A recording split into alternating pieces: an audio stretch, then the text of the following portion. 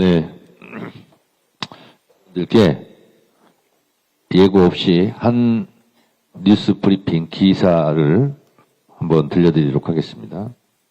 2009년 노무현 전 대통령 수사 당시 불거졌던 이른바 논두렁 시계 사건의 배후에 원세훈 국정원이 있었던 것으로 확인됐습니다. 국정원 적폐청산 TF는 당시 국정원이 검찰 수사팀의 중요한 사안이 아니니 언론에 망신 주기 용으로 흘리자고 말했다고 밝혔습니다. 또 KBS와 SBS 고위 관계자를 만나서 노 전 대통령 수사와 관련된 보도 요청을 했다고 덧붙였습니다. 안지영 기자가 보도합니다.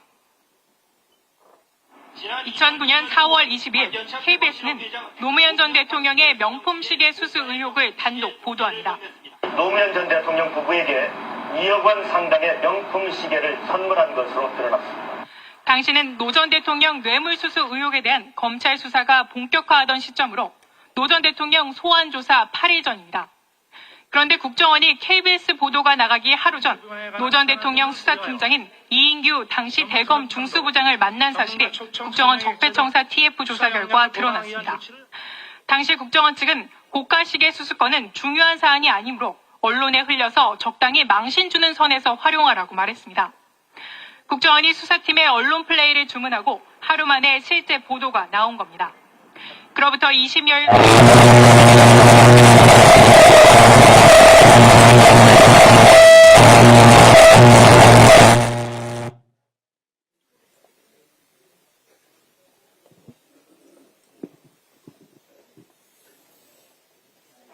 실제 보도가 나온 겁니다. 그로부터 20여일 후인 5월 13일에는 SBS가 노 전 대통령의 명품 시계를 논두렁에 버렸다는 내용을 단독 보도합니다. 국정원 TF는 SBS 해당 기자를 조사한 결과 검찰에서 취재했다고 밝혔다고 전했습니다.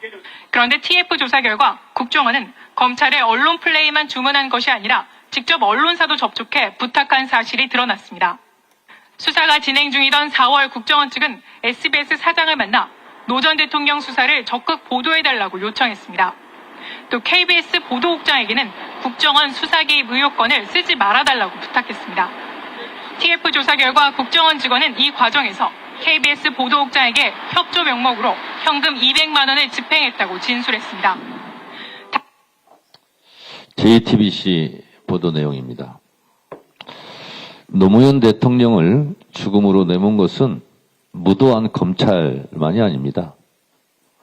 모렴치하고 사악한 언론도 노무현 대통령을 죽음으로 내몬 흉기 같은 보도를 많이 했습니다. 그 대표적인 것이 SBS 논두렁 시계 버렸다는 보도입니다. SBS 그 이후 논두렁 시계 보도에 대해서 사과한 적 있습니까? 여기 SBS 혹시 와 계십니까? 대답 좀 해보세요. 이재명 대통령에 대한 그것이 알고 싶다 조폭 연루설 사실이 아닌 것으로 밝혀졌죠. 당연히 사과해야 되는 거 아닙니까? SBS에게 한마디 합니다. SBS, 당신들도 언론입니까? SBS, 당신들의 모렴치, 그것이 알고 싶다.